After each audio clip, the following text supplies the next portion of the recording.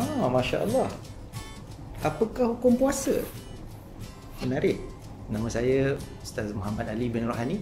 InsyaAllah pada kali ini saya akan kongsikan sedikit sebanyak tentang hukum-hukum puasa yang biasa mungkin kita ingin tahu atau kita cari di Google dan sebagainya.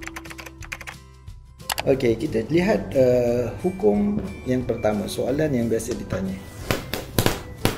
Apakah hukum puasa orang yang tidak sahur? Jadi hukum sahur adalah sunnah. Rasulullah SAW telah bersabda, "Tasahharu fa inna fis sahuri barakah."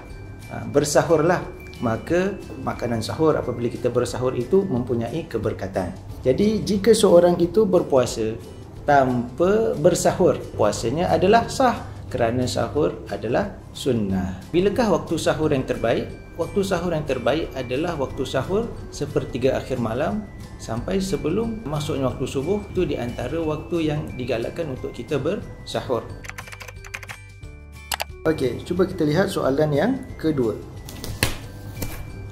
Hukum puasa tanpa mandi wajib. Satu senario adalah suami isteri yang mungkin pada malam hari bersama, kemudian sebelum mandi tertidur dan sebagainya, kemudian masuk waktu subuh dan mereka sadar dalam keadaan junub.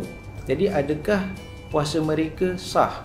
Jadi di sini tetap kalau sudah diniatkan puasa pada malam tersebut, maka puasa mereka tetap sah dan mereka boleh meneruskan puasa mereka. Begitu juga jika seorang itu bangun tidur pada tengah hari contohnya dalam keadaan dia junub, mungkin dia mimpi dan sebagainya, orang tersebut perlu mandi wajib, kemudian dia boleh meneruskan puasanya dan meneruskan ibadah yang lain seperti solat, baca Quran dan sebagainya. Soalan yang ketiga, apakah hukum puasa tapi tidak solat?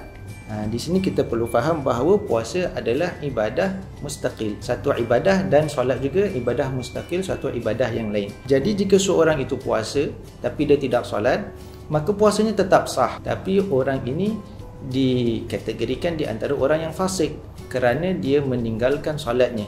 Jadi apakah yang dia perlu buat adalah dia memperbaiki dirinya, bertaubat dan melakukan solat, dan dalam masa yang sama dia berpuasa agar dia mendapatkan kebaikan daripada bulan Ramadan, yang ini bukan hanya bulan berpuasa tapi bulan untuk kita mendekatkan diri dengan Allah dengan solat, dengan membaca Al-Quran dan ibadah-ibadah yang lain.